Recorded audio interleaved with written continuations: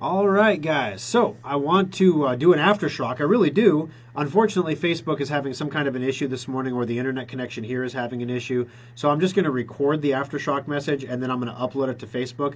I will go back and read the comments, though, as you guys commented. Maybe I'll watch it live with you. We have a watch party. I don't know. But this will be a much better experience than what you were getting on the live session. So, quick question is, May 4th, the Nebraska economy is reopening. I feel like we should do something for that event, like something really fun and positive for that. So May 4th, we thought about doing something crazy, like bringing back the holiday special for a one-day only sale, where laptops, desktops, again, we don't make a lot of money on the holiday special, so it's not really like a moneymaker sale for us, but it's more of like a, let's get people excited about things reopening. Let's shift this narrative from everyone is scared about a reopen to everyone is excited about the possibilities of taking one step toward getting back to normal. Because it's not going to be normal, not right away, not for maybe a year. But at least we can start moving in that direction. We didn't go into complete quarantine lockdown in one day. We're not going to come out of it in one day either. So let's get the wheels turning and get things moving again, and hopefully we can get things going. So that was one of the ideas we had for some kind of a sale that we could do. Maybe also throwing in like the solid state upgrade sale that we did before for people who are not really in the market for a new computer but still want to have something to get excited about. We could bring back some of our most popular sales that we've done so far in the past and bring them all back for a one-day event where it's one day and you're in. We could do something absolutely crazy. I don't know. What if we did a free maintenance checkup? Like free. One day only. It was free. You bring your computer in and we will do a maintenance checkup for free. One day only. If you already have a certificate, I mean, obviously, don't come in at that point. Use your certificate at some point when we're not going to be busy. I don't know how busy we would be if we did that. A one-day only sale for free. Free maintenance checkups, one day only. Holiday special lot computers back, one day only. What other sales could we bring back? Though the solid state upgrade would be a good one. But the thing is, then we get caught in this thing where some customers qualify for multiple things. So you don't really want to, you can only get one discount per ticket. So which discount do you want to take? You only get one. So I don't know.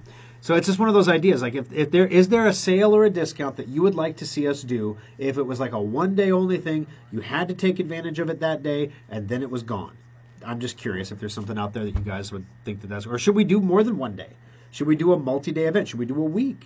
Because, May 4th, some people might stay home and wonder if people are going to turn into zombies if they go outside. I don't know. So maybe they want to wait till the 5th and see if everybody's okay and then go out on the 5th. I don't know. If we're doing something crazy, like really crazy, like a free maintenance special, we get some really, really crappy computers in when we do that for free. We haven't done a free one since, I don't know, like 15 years. And I don't think even then we did it free. They were still $10.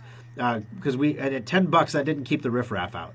We had people bringing in tandies and things like that for us to do maintenance checkups on, and we're just like, we can't. Like, you're not going to use that. I mean, come on. So anyway, maybe you can recycle that. That'd be a good idea. So I don't know. Maybe we could do something crazy like that. I mean, it's a big deal. The Nebraska economy is reopening. It's a big deal when it closed. It should be a big deal when it opens too. So I don't know. I'm looking for your suggestions. So in the comments, any suggestions that you might have to get us reopened and to get that excitement built up about Nebraska's economy reopening. If you're in Iowa and you're watching this in Des Moines, for example, or if you're in a far-flung state, I'd like to know what products or services you would like to see us put on sale that you would be interested in. One of the things we haven't done yet is a surge protector sale.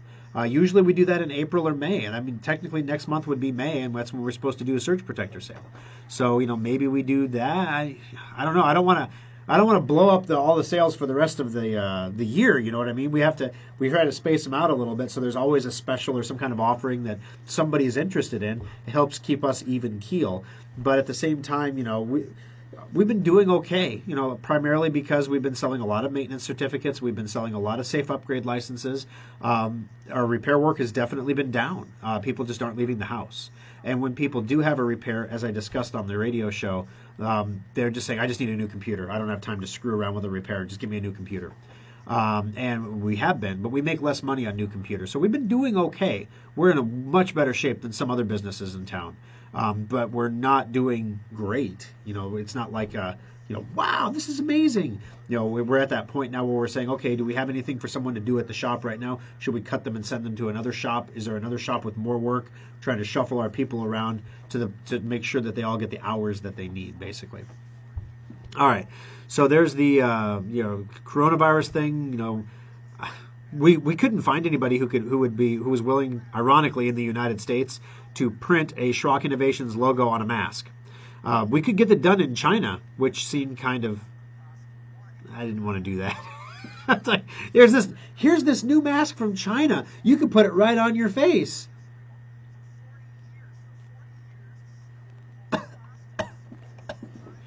I don't know. It just doesn't seem like something that would be the made in China sticker. We got to peel them all off. It's like, no. Should we put them out in the sun for a few hours beforehand? No, I don't know. All right. The other thing is I want to send a shout out to a small local business because, as I mentioned, there are a lot of businesses that are doing not so well. And a lot of these are service industry businesses. A lot of these are businesses that sell food. That are reliant on foot traffic. So a lot of the stuff in the old market that's still open, and the old market is in Omaha, really, really needs assistance. Now, here's the thing. They don't know I am doing this. They have no idea this is happening. My wife went in, okay, it was Nana's 60th birthday. And so my wife, where do you go to buy a gift for someone for their birthday right now? Or what do you order? It doesn't get here in time. So my wife had an idea, and she said, you know what? I'm going to go back, and I'm going to get candy from the 50s and the 60s and put that in a basket, make a candy basket for my mom for her birthday. And so she went downtown to a business called Hollywood Candy, where they carry all kinds. Literally, it's a warehouse full of candy. They also have an event space that you can rent, which of course is closed right now. They also have a dining area, which you can dine in, which of course is closed right now. And they also rely really heavily on foot traffic of people coming into the store to buy candy, which of course the old market is primarily a restaurant and entertainment district, which is primarily closed right now. But they are still open. And I'm not going to get into all the details. That's not my story to tell. But my wife had a conversation with the business owner, talking about all the things that business owners talk about, the different rescue plans and how they don't do anything for any of the small businesses around. You hear in the news, the PPP package is getting out to small businesses, getting them this money they critically need. That money is intended to pay the salaries of employees who don't want to come back to work. Literally, the lead story that I saw the other day was, we got our PPP loan. We told all of our employees, isn't this great? You can all come back off furlough. We're going to pay you. And they were mad because they make more money sitting at home doing nothing than coming back to work because of the $600 a week, not means tested, $600 a week bonus unemployment on top of what the state gives you. So you figure, let's just say the state gives you a couple $100 a week. You're making $800 a week, $1,600 every 2 weeks to stay home. And your boss tells you can come back to work now. And we're going to pay you less than that. And the boss in the article said, these employees see this as a windfall that they're getting, and they see me as the person taking it away from them. In what reality was I ever going to have to compete from a wage perspective with unemployment? This is ridiculous. So now, getting back to Hollywood Candy in downtown Omaha, they don't know that I'm doing this, but obviously, when your foot traffic is down and your business is candy sales, and you derive a portion of your revenue from events and dining, well, you're not doing super hot right now. And like I said, I'm not going to get into the details about it, but I'm just going to say, right now, if you're looking for something to do today, something to do which was going to be low contact, groups of 10 people or less, someplace you can go where you can wear a face mask, that you can go out and get yourself a sweet treat, something that is unexpected. I would encourage you to go downtown to downtown Omaha to Hollywood Candy. I'll share the link on Facebook here as I'm watching the show with you. They're currently open from 11 a.m. to 7 p.m. I mean, they have pinball machines. They got all kinds of stuff in there. It's really old signs. They had the old ice cream parlor kind of Hollywood diner kind of thing. Of course, that's closed right now. But basically, they're open Sunday. Today, they're open 11 a.m. to 9 p.m. So you can go over there and check that out. I'm trying to get their address here for you, too, so I can give you a specific address to go. But it's 1209 Jackson Street. Their phone number. I'm on their website, which is hollywoodcandy.com, and they don't have any online purchase options on their website, so they're not set up for that. But if you can't make it down today and you wanted to make a purchase of some candy, they have like the old bottle caps. What else? Oh gosh, Kim, what did you get your mom? You got her bottle caps, something called Fizzy Rizzies. Never even heard of those. Oh gosh, I'm trying to think of so many this is an assortment of candy in the basket. But anyway, give them a call and ask them if they have your favorite old time candy that you've never had before, and I'll guarantee you they've got like now and laters, all that kind of stuff. They've got all that. I'm sure you could make a purchase by phone and schedule a time to pick it up later. But you know, I'm not going to get into the details, but you would be doing a huge kindness to a local business that is truly unique. There is no other business in Omaha that does this. There's no other business that I know of that does this. There's lots of candy stores, like in the mall, the bulk candy stores, but this is like vintage candy. I mean, where else are you going to go to get your candy cigarettes? For real. I mean, that's just not cool anymore. That's what I'm going to do. I'm not going to wear a mask. I'm going to walk into the store with a candy cigarette hanging out of my mouth. That's sure to make people stand 6 feet away from me, right? All right, so anyway, the name of the business is Hollywood Candy. They do not know I'm doing this. They are not paying me to do this. This is just one of those conversations that one business owner has with another business owner. And we say, we're incredibly blessed because we have a following of customers who came out to support us when times were rough. And now maybe we can pay it forward a little bit and help somebody else too. So if you're looking for something fun to do and you want to get some candy, this is the place to go to get it. Just go to Hollywood Candy, make a purchase. You're going to enjoy it. It's going to be fun. Take the grandkids down there. I guess you're not supposed to technically see your grandkids right now, right? Are we the only ones allowing our grandparents to come over still? I mean, they're willing to take the risk on themselves, They're in the high-risk population. The kids aren't. But they come over. We may or may not have had a very, very expensive dinner at a fancy restaurant for Nana for her birthday. It was the restaurant Au Kimberley, and it's only open by invitation, you see. But no, we did steaks and a salad and some rolls, and it had a birthday cake that was baked and everything. We had a nice birthday party for Nana. Under 10 people at the gathering, very, very, very quarantine-y, but it was nice. So anyway, if it's one of those things that if you can help out a small business, they would appreciate it, I am sure.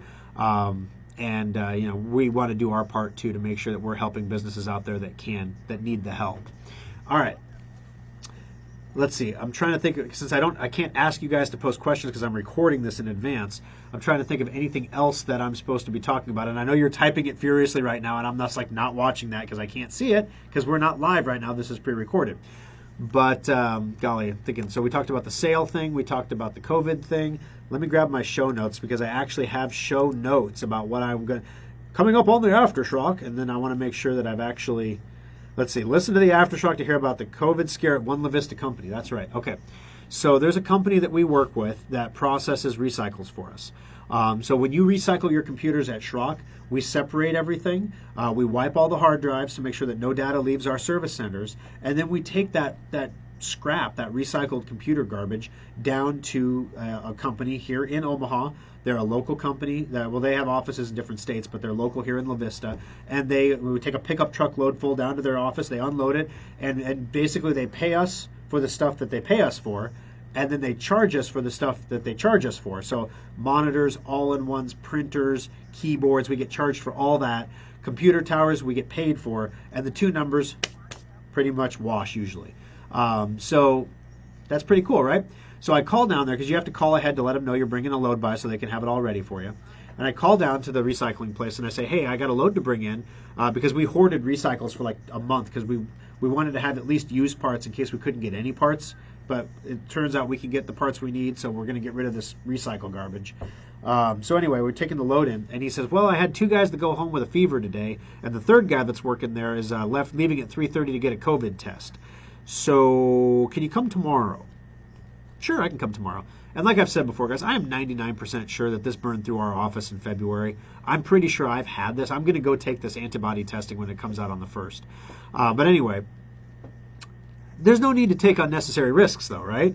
So now you're going into a business that you know had several employees that went home sick with a fever the day before, and of course the 3rd guy got tested for COVID, but it takes days to get the results back. So okay, so I pull up my truck to the door and I unload the truck, this huge tower of recycles, and and so then I go over and I knock on the door up front, and they're like, okay, we'll come around back, and they open the door and they're like, whoa! I'm like, yeah, I figured we could keep this contactless today, guys. So I unloaded the truck for you. It's all by the door there. You can load it into your bins, and then we'll call it good. Because, it's one thing to think you've already had it. It's another thing to take that chance with your employees at work or your coworkers or your children or grandma and grandpa coming over for the birthday. There's no need to take unnecessary risks here. So that's being smart, right? I mean, that's just doing things in a smart way. And so we were laughing and joking about it. Yeah, you better stay away from me, boy, that kind of thing. But we'll find out what happens with them. But they're all just a group of good guys over there. So, and everybody felt fine except they had a fever. Could have been anything. My producer for my radio show got a COVID test last week because she popped a fever. Turns out she had bronchitis. People still get regular stuff. It's amazing. COVID's making all the normal diseases go away. Nobody dies of heart disease or cancer or anything anymore. They're all dying of COVID now. It's kind of one of the running jokes because, if you have a cough and you die, well, you must have COVID. So they stamp COVID on it and call it good. All right, what else do we got here? Feedback. I asked for your feedback on the sale ideas for May 4th.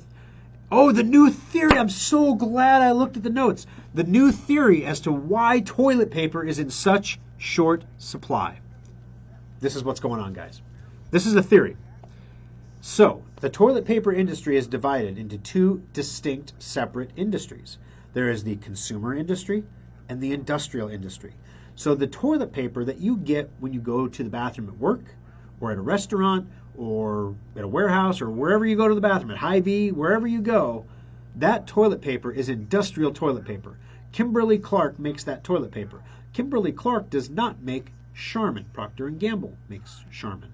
So the toilet papers are different. That is why when you are at work, you think your cheap boss is only buying the nasty single-ply toilet paper. It's because they don't sell consumer toilet paper in industrial packages.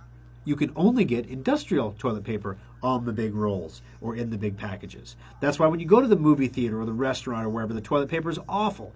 It's typically a lower quality paper. It's made in a different facility with a different procedure, packaged differently as single rolls rather than an 18-pack, and sent out on a giant pallet rather than in a convenient 8-pack package. So what you have is half of the toilet paper industry makes industrial toilet paper, and the other half makes consumer toilet paper. As consumers, we are 100% poops, right? So all the poop is generated by the consumers. What we have done now is we took all those consumers out of the workforce, out of the grocery stores, out of the movie theaters, and we put them at home. Now, all the toilet paper they use is the consumer grade toilet paper. Meanwhile, nobody is buying the industrial toilet paper because they don't sell it to consumers, because it's not packaged for consumers. There's no way to sell it to consumers. It's just the logistics and distribution networks are not there to do it. And right now, you can't exactly find a spare trucker somewhere to haul a load of toilet paper, because one of the stupid little things that's blowing up the economy right now that no one's talking about is the fact that truckers can't get driver's licenses right now. That's right. If your CDL expires, it is expired. There is no grace period for your CDL. So if it expires, it's expired, and you go to the testing station and you get a new CDL, right? Or get it renewed. Except they're all not working right now because they're closed. So right now you have trucking companies who, if they have one trucker that gets pulled over for driving, goes through one checkpoint, one weigh station, and has an expired CDL, that trucking company can get just destroyed by that. So the trucking companies are not going to allow any truckers to drive on expired CDLs even if many states come back and say, we're waiving any requirements for CDL licenses right now. Because the one state that doesn't do that is the state where you're going to get the ticket. And the ticket ends your business. So you can't exactly go out and find a bunch of truckers right now to go drive the idle rigs, to haul the industrial toilet paper to the grocery stores, which seems like the logical solution to me. You have people who want toilet paper. You got a bunch of cheap toilet paper over here. Nobody's using it. Take it to the grocery stores. I'm surprised that people on Amazon aren't buying industrial toilet paper and reselling it on Amazon. You wouldn't even have to mark it up. Not like, I'm saying you wouldn't have to scalp it. You could sell it at like a normal toilet paper price. And people would be like, wow, this would be like on the packaging. You could write like, instead of one roll is the same as two, or double roll. You could say this is like a quintuple roll. It's so big it doesn't fit on your spinner. You put this on your forearm and you spin the toilet paper off and you tear it. Yeah, it's good stuff. So that's why we're using 40% more toilet paper at home right now. And as a result, the consumer toilet paper industry was geared at peak to supply 100% of what was needed for a normal consumer load of toilet paper. We increased that load by 40%. We decreased the amount of space in available trucks to move toilet paper, and voila, your big, bulky packs of toilet paper are hard to find. That theory makes a whole lot of sense. And I'm just trying to figure out, okay, so in the beginning it was all the hoarders, right? Realizing that toilet paper is not a pooping disease, that COVID's not a pooping disease, so why do you need all the toilet paper? So that's what we were told. It was all hoarders, right? And in the beginning, a lot of people did buy a lot of toilet paper, ridiculous amounts. So much so that Costco has a sign that says, we don't take returns of toilet paper. So, okay, some people went kind of crazy with the TP. But once the hoarders have hoarded, at that point, even for the most hoardy of hoarders, you're going to realize you have enough toilet paper. Like, we're not using this up fast. It's like, I don't think we need to buy more toilet paper. We've invested our life savings, dear. We are toilet paper rich. So the hoarders are going to stop buying, or at least reduce their buying to a replenishment schedule. So like, I've used an 8-pack. I'm going to go look for an 8-pack. They're not going to use an 8-pack and buy a 16-pack, unless that's all they can find. So you would think that after that initial pop, that we're going to see a rollback now, back to normal, where people are buying just the toilet paper they need. Well, now what you've got is all the people who just bought toilet paper when they were out before realized all of a sudden, when I run out of toilet paper, there may not be any to buy. So what do you think those people are going to do? They're going to buy an extra pack. They're going to increase their replenishment schedule, so they got 2 packs in the house, and when they're finished with 1 pack, they're going to start looking for a new pack. That's smart. That's a just-in-time inventory system. So I don't know. This theory tends to make a lot more sense than there are these mysterious hoarders who continue to purchase the entire nationwide supply of toilet paper on a daily basis. That just doesn't seem to make a lot of sense to me right now. But that's my theory. All right, so thank you for joining us through the technical difficulties. I'm not sure exactly what's going on. It could be the internet connection here in the studio. They did give me a Ethernet port I can plug into, but in the past when I was plugged into that port, I had difficulties that were not present when I was on the Wi-Fi. Now I'm having difficulties on the Wi-Fi, and I don't have my adapter to hook up to the port. But I will get that fixed, so I have that adapter with me. We have them in the service center. We didn't have them when this whole thing started, and somebody said I needed one, and I literally gave away the one out of my backpack.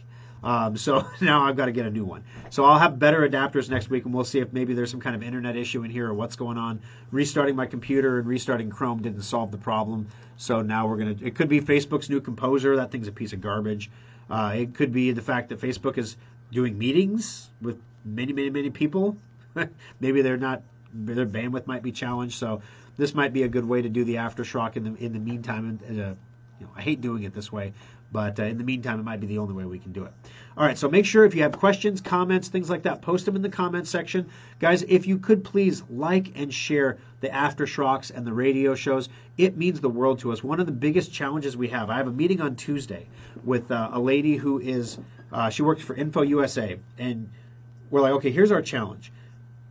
We have some radio stations that are overperforming, and we have some that are underperforming. So our message is not getting out to a new audience. We're reaching the same people week after week after week. We're not reaching new people. And as we bring customers into the fold and we improve their technology picture, the next time they come in to see us for something, they don't need a lot because they've got everything. They've got the solid state drive, they've got secure updater, they've got endpoint, they're doing their maintenance checkups, they're doing their safe upgrades, they've got everything.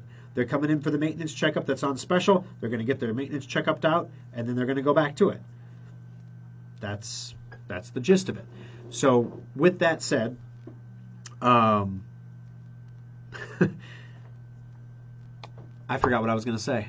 I totally just forgot what I was going to say. It's escaped my brain. I think I might be tired. Oh, did you see me doing the verbal stalling there too? With that said, and everything else, I'm sure a neuronal fire here. I was talking about toilet paper, and then I was talking about. I think my brain started to think about the next thing I was talking about. So anyway, I think I should just wrap it up at this point, guys. Thanks for sharing, liking. That's what I was talking. Marketing. Whew. See, I just needed to stall a little bit longer. So she's going to try to tell us how we can do some direct mail stuff. And she was like, we can send lots of email. And I'm like, I don't want to spam people. I don't think that's the right thing to do, to spam people with emails about special offers and stuff. Oh, we can make it so it's not coming from you. You won't get your email blocked or anything as a result. And I'm like, that's super sketchy. I just don't want to do that. She was like, well, yeah, if we do a mail piece and then we back it up with some direct email and then we maybe get some radio messages going or something, we could have it all work together. And she's not wrong. You do want to have multi-channel exposure to marketing. The problem is it's expensive to do mail pieces. It is ridiculously expensive to do mail pieces. Nobody likes spam. No, you're going to send 10,000 emails to get one response. It's not worth it. What's left, So she's got some ideas for us. We're going to have a conference call on Tuesday about that. But you guys liking the show, sharing the show, doing whatever you can do to help spread the word about the program really helps us out a lot, and I really genuinely appreciate that. So if you're outside the listening area especially, and you're like, Thor, I love your company. I wish you were coming to Round Rock, Texas. I buy as much as I can buy from you, but sharing the program would be amazing. And not just in Round Rock, but in every other place. So we have listeners in Phoenix, we have listeners in Wyoming and Montana and Colorado. Sharing the program there helps build local listenership, and that's one of the ways that we determine where our next service center is going to be. The grand plan here is we're going to open Des Moines this fall, and we're going to see how that goes for a year or so. And if the Des Moines Service Center is a hit and it works, we now have a model. And then we can launch 3 more radio shows, like maybe Minnesota, Colorado, Kansas. And then when the time is right, we could launch 3 more service centers. And you can see how we can start growing this and get one into your area. But the whole thing starts with liking and sharing the show so that we can get it out to more people. Thank you so much for being a part of it. I appreciate it, guys. I appreciate all of your support through this thing. As I mentioned before, Hollywood Candy, if you want to go out someplace today and get some candy, I don't imagine there's going to be a horde of you that go out and do it. But keep in mind that you might be the only person watching right now that actually does it. And if 10 people do it, that can make a huge difference for this business. 10 people can make a difference. So please be one of the 10 people. Just go out and buy some candy. That's all I'm asking you to do. How often do you have people ask you to go buy candy? Go buy some candy. And then you can tell them you heard it on Compute This. She will have no idea. It'll be hilarious. So anyway, you got to tell her she needs online ordering. We're doing that for businesses right now. She needs online ordering so people can order online because you can't find this candy anywhere else. All right, guys, thanks a lot for all of your time today. We appreciate you being a part of the show, and we'll talk to you here again next week for another edition of Compute This.